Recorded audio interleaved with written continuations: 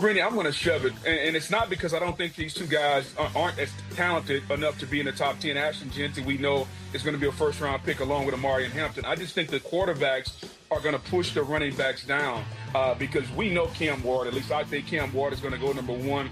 It's highly likely Shedeur Sanders is going to be in the top 10 also, which I think is going to push the running backs down along with some edge rushers that are going to be in the top 10 also. So talented enough, but just not going to be there. All right, well, you mentioned the quarterbacks. If someone said the Giants should take Shedeur at number 3, do you love it or shove it? Greeny, Shedeur Sanders is an extremely talented guy. I love it. The Giants don't have a quarterback. I get Jameis Winston, but I think even though we're all excited to see the Jameis Winston experience in the Big Apple, if you're New York, you got to make sure that you have a long-term solution at the quarterback. And Shedeur Sanders, again, does the thing that you're supposed to do at the quarterback position. He makes good decisions. He throws the ball accurately, and he throws the football on time. I get it. He's not the best athlete in the world. Who cares? I thought the name of the game at that position was to make good decisions, throw the ball on time, and to be accurate. He does all those things. I think we're really slighting Shedeur Sanders because we don't see some of the off-platform stuff that we like to see this time of year. I love that take, and I'll go back for those of you who were not with us in the first hour. Mike T and Jeff Darlington are here. Mike, here's the issue I have with the analysis I've heard of Shedeur Sanders, and I want to make it clear. I'm not an analyst, I'm not an expert, I'm not any of those things, but I pay attention to everything everyone says. All of the things that people say Shedeur does well are the things that wind up mattering when you get to the NFL at quarterback. And all the things people say he can't do are sort of they're the fringe, they're the side dish to being a good quarterback in the NFL. Yeah, maybe he doesn't have, the potatoes and the vegetables, but he's got the steak. He's got the thing that you need to have in order to be a quarterback. And then if you can add a few of those other things, well, that's delightful. And I think that teams talk themselves into or out of, however you want to frame it, these decisions based upon things that happen after the season is over, based on measurables, and that particularly in the quarterback position don't mean all that much. Mike T, what do you think? I agree. And really, just to add to what Booger said, I think the other critical factor here is durability. Here's a guy that was sacked 94 times over the last 2 years and was still standing at the end. And we're talking about all these teams not having a quarterback, let alone two. So the fact that Shedeur has the toughness along with all those other core competencies, I think is extremely valuable for the Giants. The word I'm using is stabilizing. He stabilizes the quarterback position.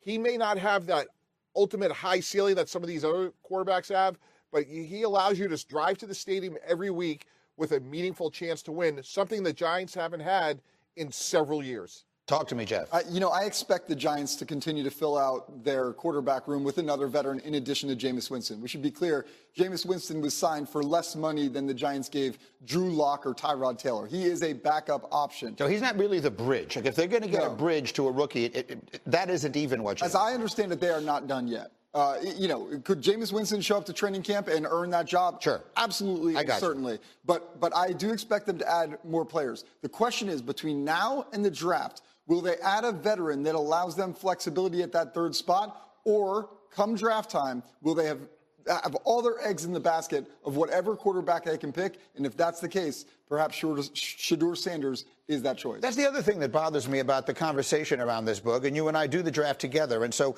I'll hear people say, well, you can't take a quarterback if you don't think he's that good this high. Yeah. The reality is the options are the players that are in this class. It's not like you're sitting there saying, well, we could take Shedeur Sanders or we could take Trevor Lawrence or we could take Jayden Daniels. Those are not the options 100%. That are being given to you. Is he worth a third pick? In this draft, he absolutely is, if you ask me. If they don't like him, then they don't like him. That's a totally different conversation, Booger. Greeny, as long as I can remember, the quarterbacks have always been drafted high. In 1999, when I was the first defensive lineman pick, I went 15 because there were 5 quarterbacks. Count them.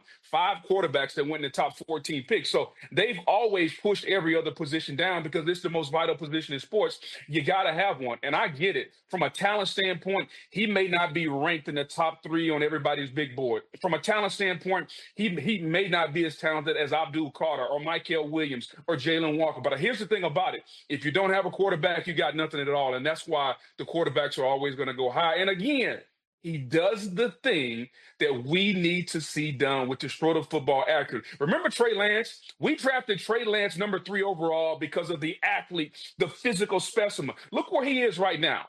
Throw the football accurately, make good decisions, deliver the football, have a great temperament, be a force multiplier, be a leader. That's what the quarterback position is about. This time of year, we want to be wowed by rolling left, throwing right, hitting the ceiling. We want to be wowed by how fast you can throw it from a sidearm angle like you're Jason O'Day of the Baltimore Orioles years ago. Quarterbacks, be accurate, make good decisions, deliver the football. That's what wins football games. I really don't understand, and we do it every single draft season. Booger is so fired up, his camera moved. But by the way, one more thing, Cindy, quick, can we take the one shot of Booger one more time? We haven't done this in far too long.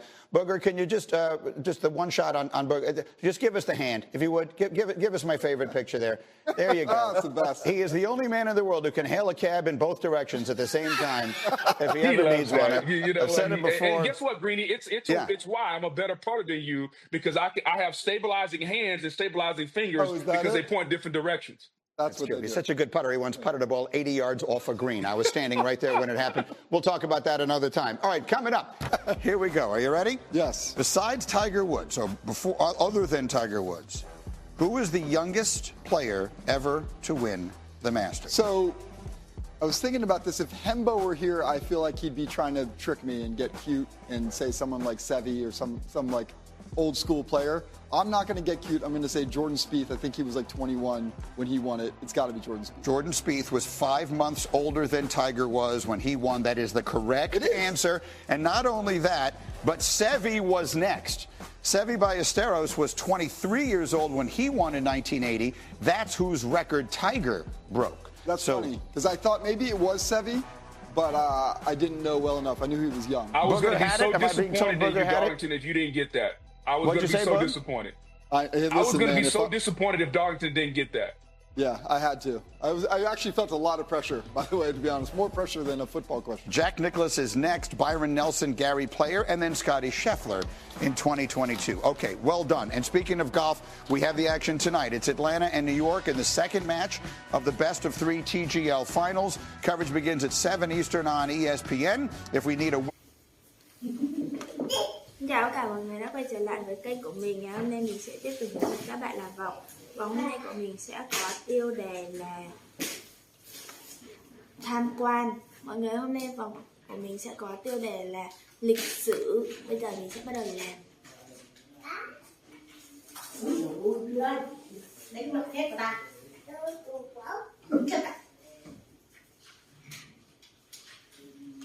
Đầu tiên là mình sẽ chọn màu hồng nhá. Hơi màu vàng trước đi.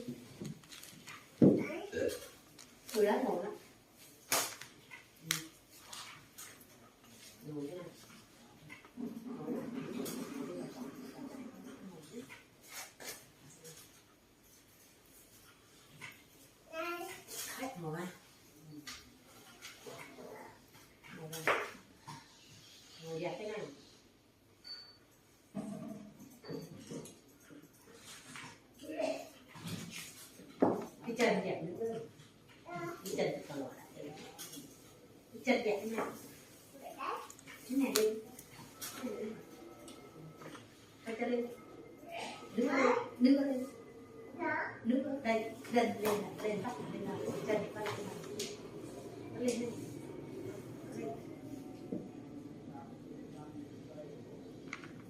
mọi người đây màu vàng này, tiếp tục sẽ là màu hồng.